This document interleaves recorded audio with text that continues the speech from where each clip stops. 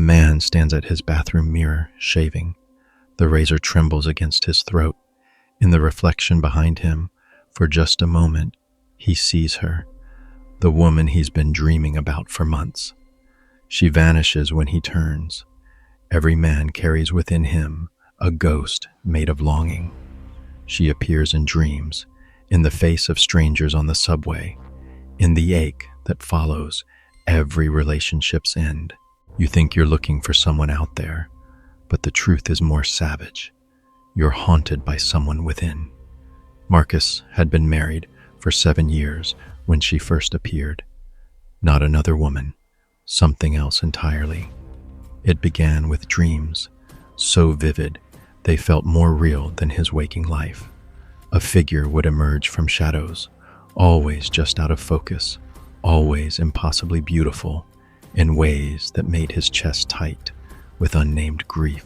He would wake, reaching for air, his wife sleeping peacefully beside him, and feel like a traitor to everything he'd built. The dreams grew more frequent. The woman, if that's what she was, began appearing in his peripheral vision during board meetings, her silhouette pressed against conference room windows 30 floors above the street. She would materialize in coffee shop crowds, always turning away the moment he tried to focus on her face. His colleagues noticed his distraction. His wife asked if he was feeling well. Then came the day he found himself standing at the edge of an abandoned well in a park he'd never visited, drawn by a compulsion he couldn't name.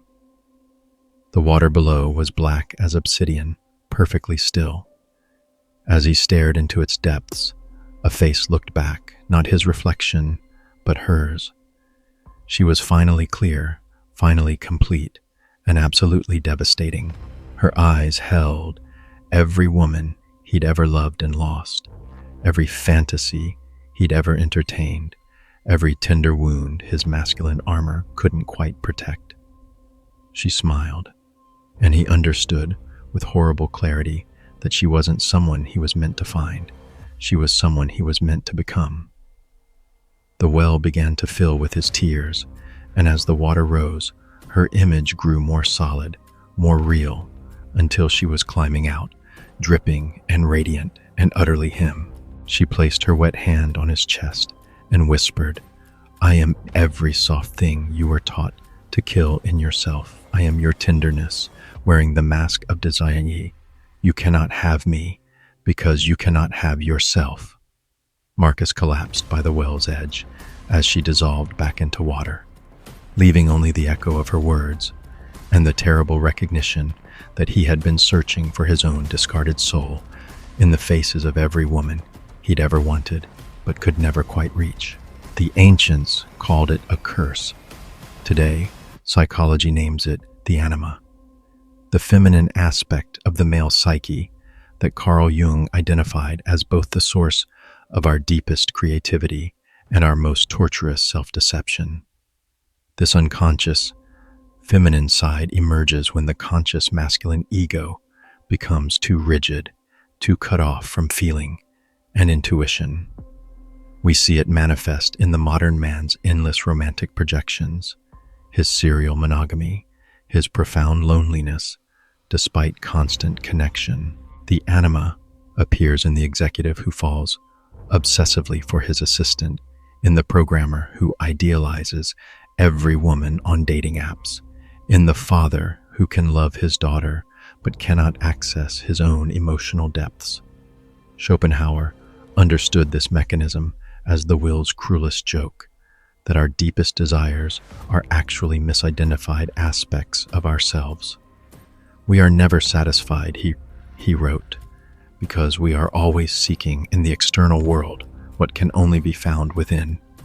The anima is the will's way of keeping us perpetually reaching, perpetually dissatisfied, always believing that wholeness lies in union with another when it actually lies in integration with our own disowned psychological material.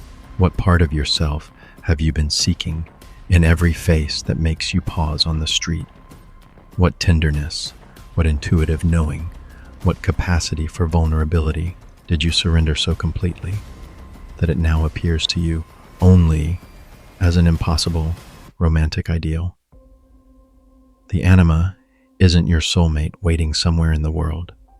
She's your soul waiting somewhere in you. You cannot possess what you are. You can only become what you've been seeking.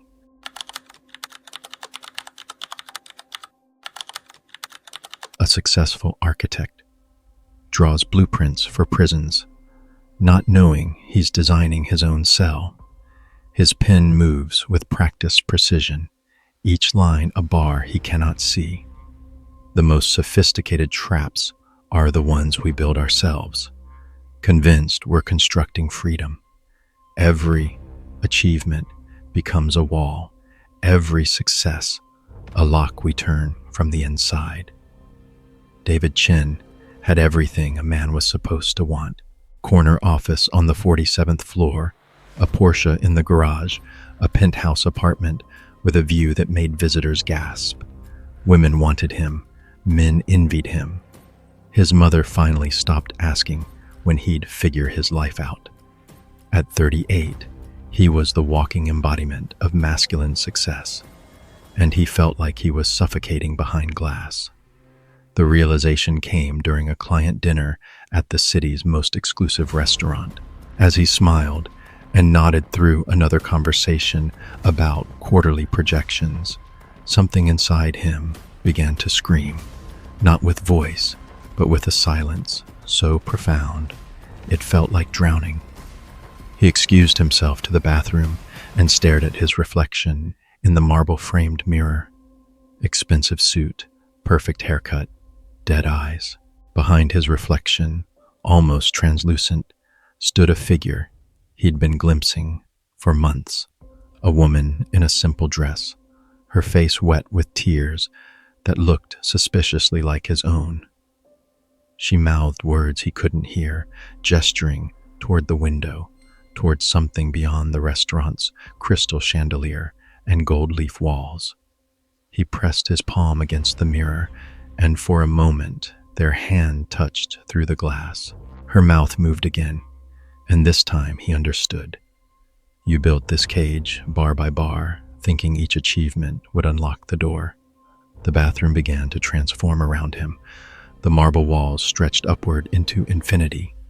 The mirror multiplied into dozens of reflections, each showing a different version of himself. The boy who wanted to be an artist, the teenager who wrote poetry, the young man who dreamed of building homes for the poor instead of monuments to wealth. And in every reflection stood the woman, growing more solid, more urgent, her tears now falling like rain on the marble floor. She spoke with his voice. I am every dream you sacrificed for security, every feeling you buried for approval, every creative impulse you strangled for success. You thought I was weakness. You thought I was what other men would mock. So you locked me away and built your golden cage around the space where I used to live. David reached for her, but his hand struck glass.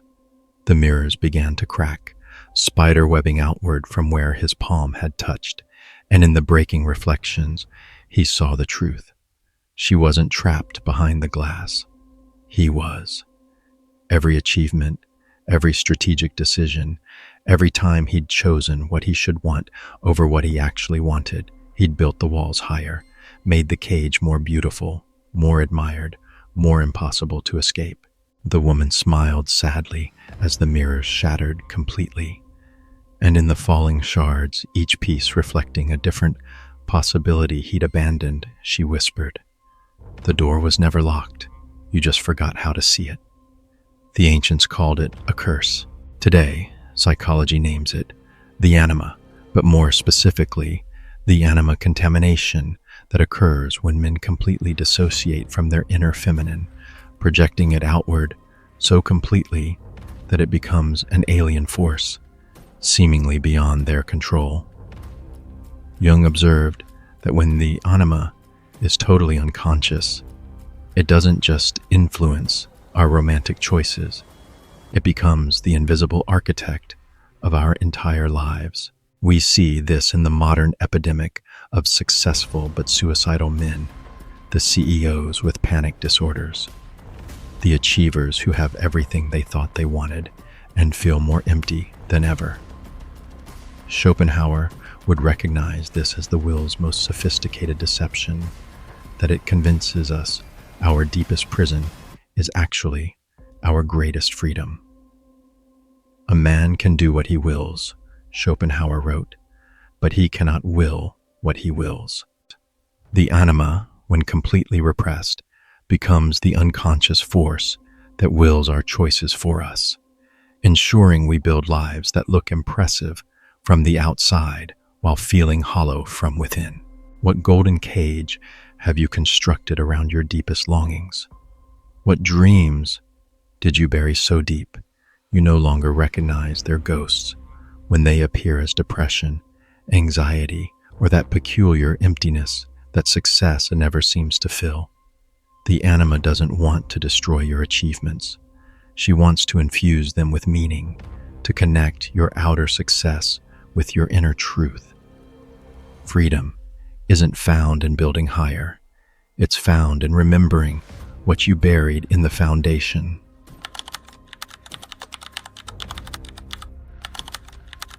A widower keeps his wife's photograph beside his bed. Every night, he whispers goodnight to glass and paper. Every morning, he wakes to find the frame moved slightly, as if she'd been trying to escape. The dead we refuse to bury become the living we cannot touch. In our desperate grip on what was, we strangle what could be. Thomas had been alone for 3 years, though he'd never admit it. Sarah's clothes still hung in the closet. Her coffee mug waited by the machine. Her side of the bed remained perfectly made, a shrine to a marriage that death had ended, but grief had preserved in amber. Friends called it devotion. His therapist called it healthy grieving. But late at night, when the house creaked with emptiness, Thomas knew it was something else entirely. The photograph had been taken on their honeymoon in Tuscany. Sarah laughing at something he'd said, sunlight caught in her hair, her eyes crinkled with joy. He'd had it enlarged and framed, placed it on his nightstand where she used to sleep. At first, it brought comfort. Then it became ritual. Then it became something darker. He began talking to the photograph as if she could hear him, asking her opinion on daily decisions, apologizing for choices she might not have approved of. The conversations grew longer, more detailed, more desperate. He started canceling plans to stay home with her, turning down dates because it felt like betrayal, creating an entire relationship with 2 dimensions and 20 years of memories. One evening, as autumn light slanted through their bedroom window, Thomas noticed something impossible. A small moth had somehow gotten trapped behind the glass of the frame. It fluttered frantically against Sarah's face, casting tiny shadows across her frozen smile. He tried to remove the backing to free it, but his hands shook so violently he dropped the frame. Glass scattered across the hardwood floor, and the moth escaped in a flutter of desperate wings. As he knelt to collect the shards, he saw Sarah's photograph clearly for the first time in years. Not the idealized angel he'd been worshiping, but a real woman with laugh lines and a small scar above her eyebrow. Someone who'd argued with him about money and snored lightly and burned toast on Sunday mornings. Someone beautifully, perfectly, ordinarily human. In the broken glass, he caught his own reflection multiplied into fragments, and in each piece stood a different woman, not Sarah, but aspects of himself he'd projected onto her memory. His capacity for tenderness, his artistic sensibility, his emotional intelligence, his ability to nurture and be nurtured, all the parts of himself that had felt too vulnerable to inhabit directly, so he'd housed them in her image, keeping them safe in a frame where they could never grow never change, never live. The moth landed on one of the glass shards, its wings catching the last light. It looked directly at him, with compound eyes that reflected his face 100 times, and in that multiplied gaze, he understood. He hadn't been talking to Sarah all these years. He'd been talking to himself, begging his own disowned qualities to return from the land of the dead, but they couldn't resurrect until he stopped trying to preserve them in the past. As the moth flew toward the open window, Thomas whispered, not good night, but goodbye, not just to Sarah, but to the part of himself that had died with her and been living in exile ever since, trapped behind glass, beautiful and static, and utterly unable to love or be loved by anything real. The ancients called it a curse. Today, psychology names it anima possession, when the feminine archetype becomes so bound to a specific external form that a man loses access to his own emotional and relational capacities. Jung observed this phenomenon in men who idealize deceased wives, ex-lovers, or even fictional characters, to such an extent that no living woman can compete with the perfection of memory or fantasy. This manifests in modern life as the man who remains faithful to a ghost, the divorced father who compares every new partner to his ex-wife, the romantic who falls in love with actresses and influencers he'll never meet. Schopenhauer understood this as the will's most poignant deception, that it convinces us love is about preserving rather than allowing. All willing springs from lack, from deficiency, and thus from suffering, he wrote. The anima, when bound to what is gone or unattainable, becomes a mechanism for perpetual suffering disguised as loyalty. It keeps us reaching toward death rather than embracing life, confusing the preservation of memory with the experience of love. What ghost are you sleeping beside? What lost love have you turned into a museum exhibit, perfectly preserved and utterly lifeless? The anima's highest function isn't to help you hold on to what was, but to help you become capable of what could be. She doesn't want to live in your past. She wants to live in your present, in your flesh, in your willingness to risk being hurt again. The moth knows the glass isn't protection, it's prison. The question is whether you have the courage to break it.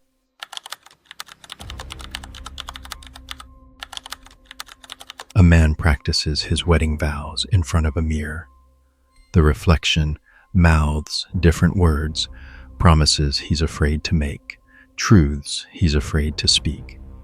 He ignores the reflection and marries the lie. We become strangers to ourselves so gradually that we mistake authenticity for rebellion, truth for betrayal.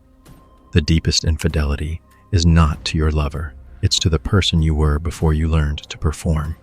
Jonathan stood in his walk-in closet, adjusting his tie for the 3rd time. Tomorrow, he would marry Rebecca. Beautiful, accomplished, perfect Rebecca, who fit so seamlessly into his life plans that their engagement photos looked like a stock image of success. But as he stared at his reflection in the full-length mirror, the face looking back wore an expression he didn't recognize. Panic dressed as determination, desperation masquerading as joy. The mirror began to fog, though the room was cool and dry. Words appeared in the condensation, written by an invisible finger. This is not your life. Jonathan wiped them away, but they reappeared immediately. This is not your choice. He wiped again. This is not your love. His reflection stepped forward, pressing its palms against the glass from the inside. Its mouth moved, forming words he couldn't hear, but somehow understood. Remember who you were before you learned who you should be. The reflection's eyes filled with tears that didn't match Jonathan's dry cheeks, and in those tears, he saw scenes from a life he'd abandoned so completely He'd forgotten it ever existed. The cracked mirror multiplied his reflection into dozens of versions. The boy who'd wanted to travel instead of climb corporate ladders. The young man who'd written poetry in coffee shops. The dreamer who'd fallen in love with a barista named Miguel, whose laugh had made him question everything he thought he knew about himself. Version after version of Jonathan, who had made different choices, felt different longings, loved different people, or the same person in different ways. The mirror. Jonathan pressed harder against the glass, and where his hands touched, the surface began to crack. Through the fissures seeped a golden light, warm and inviting, carrying the scent of rain and possibility. His reflection mouthed one final message. She isn't your anima, she's your alibi. The real Jonathan, the one standing in the closet in his perfect suit, finally understood. Rebecca wasn't the love of his life. She was the evidence that he was living the right life, the successful life, the life that would make his parents proud and his colleagues envious. She was his anima projected onto the safest possible target, a woman so acceptable that loving her required no risk, no growth, no genuine vulnerability. She was his feminine side sanitized, domesticated, and rendered utterly powerless to transform him. The mirror shattered completely, each fragment reflecting a different choice he could still make, a different person he could still become. In the largest shard, he saw his reflection, removing the tie, walking out of the closet, picking up his phone to call off a wedding that was really a funeral for every authentic feeling he'd ever had. But Jonathan straightened his tie instead, stepped around the broken glass, and headed downstairs to his rehearsal dinner, choosing the beautiful lie over the terrifying truth, the acceptable love over the transformative one, the life that looked right over the one that felt real. Behind him, in the fragments, scattered across the closet floor, dozens of alternate Jonathans watched him leave, their silent screams trapped forever in broken glass. The ancients called it a curse. Today, psychology names it anima projection onto the socially acceptable, when men unconsciously choose partners not for love, but for the relief of appearing normal while remaining fundamentally unchanged. Jung warned that the anima, when projected onto conventional targets, becomes a mechanism for emotional bypass rather than genuine intimacy. We see this in the epidemic of successful marriages that feel hollow, in men who love the idea of their wives more than their actual wives, in relationships built on compatibility rather than chemistry, safety rather than growth. Schopenhauer would recognize this as the will's most insidious trap, that it offers us the appearance of fulfillment to prevent us from seeking the reality of it. We forfeit 3/4 of ourselves in order to be like other people, he observed. The anima, when projected onto socially sanctioned objects, becomes the very mechanism by which we forfeit our authentic selves while convincing ourselves we're living fully. Who are you performing love for? Your partner or the audience in your head? What socially acceptable relationship are you using as a shield against the more dangerous, more transformative love that would actually change you? The anima's gift isn't to help you find someone who fits your life. It's to help you find someone who explodes it, who makes you larger rather than safer. The mirror doesn't lie, we do. The question is how long you can live with your own deception before it kills everything genuine inside you.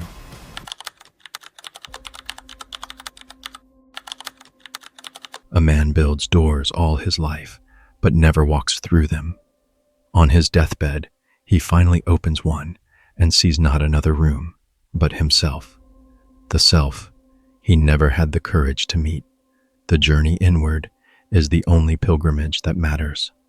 Everything else is tourism in other people's truths. Father Martinez had spent 40 years in the confessional, listening to secrets that made grown men weep, holding space for sins that bent souls under their weight. He'd become a master of forgiveness for others while maintaining a perfect record of self-condemnation. At 68, as cancer carved hollow spaces in his chest, he faced a truth more terrifying than any he'd heard whispered through the partition. He had spent his entire life running from himself. The dream began in his hospital bed, morphing the sterile room into an infinite corridor lined with doors. Each door bore a nameplate: the boy who wanted to dance, the young man who loved, the father you could have been, the artist you murdered. Hundreds of doors, thousands, stretching beyond sight. At the far end of the corridor stood a figure he'd been glimpsing in peripheral vision for decades, a woman in simple robes, her face radiant with compassion he'd never learned to show himself. She beckoned him forward, and though his dream body moved like he was swimming through honey, he began the longest walk of his life. The first door he passed creaked open by itself, revealing the 12-year-old boy who'd been caught dancing to his mother's records and beaten for it, told that real men don't move like that, don't feel like that, don't express like that. The boy looked at him with eyes full of questions he'd never been allowed to ask. Door after door opened as he passed. The teenager who'd fallen in love with his best friend and spent the rest of his life in seminary running from that tenderness. The young priest who'd felt called not to God, but to the music that made his soul expand beyond the boundaries of doctrine.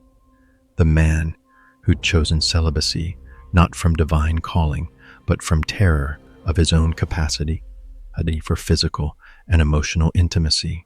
With each revelation, the woman at the end of the corridor became more solid, more familiar, more clearly a part of himself he'd exiled so completely that it could only exist in dreams and visions. In the faces of the Madonna statues he'd prayed to but never truly seen. She was every quality he'd been taught to reject in himself: vulnerability, intuition, receptivity, the capacity to nurture and be nurtured, to create rather than merely preserve, to love without condition or doctrine. When he finally reached her, she placed her hands on his chest, and he felt the cancer dissolve, not the physical disease, but the spiritual malignancy of a life spent denying half of his own soul. "I am not the Virgin Mary," she whispered. "I am you. I am every prayer you offered to someone else because you couldn't imagine offering it to yourself. I am every act of compassion you gave freely to others while withholding it from your own heart." Behind her, one final door stood open, and through it, he could see not another room, but a reflection, himself, but whole, himself with the grace he'd shown others, the forgiveness he'd offered freely, the love he'd convinced himself was meant only for God and neighbor, the self he'd been before he learned that holiness meant self-denial rather than self-acceptance. As he stepped through the doorway, the hospital room materialized around him. His body still hurt, but something fundamental had shifted. The woman, his anima, his soul, his long exiled self, didn't disappear. She sat beside his bed like a visitor he'd finally allowed himself to receive, and for the first time in 40 years, Father Martinez felt genuinely blessed. 3 days later, when his sister found him in the morning, his face wore an expression she'd never seen. He looked like someone who'd finally come home to himself. The ancients called it a curse. Today, psychology names it anima integration, the process by which men reclaim their disowned feminine aspects, not through projection onto others, but through genuine inner development. Jung considered this the essential work of the second half of life, not finding your anima in another person, but recognizing her as your own capacity for wholeness. This manifests as the warrior learning tenderness, the provider discovering receptivity, the protector embracing vulnerability, not as weakness, but as the missing pieces that make strength complete. Schopenhauer understood this as the ultimate liberation from the will's tyranny. The recognition that what we've been seeking outside ourselves was always our own birthright. A man can be himself only so long as he is alone, he wrote, but he might have added, only when he is truly alone with all of himself, including the parts he was taught to disown. The anima's final gift isn't romantic love, it's self-love, the integration of all aspects of psyche into a whole that needs no external validation. What doors in yourself have you nailed shut? What aspects of your own soul have you been worshiping in others while denying in yourself? The anima isn't your missing half. She's your forgotten wholeness, waiting patiently for you to stop seeking her everywhere else and finally invite her home. The door that leads to love was always the door that leads to yourself. Everything else was just practice for this final homecoming.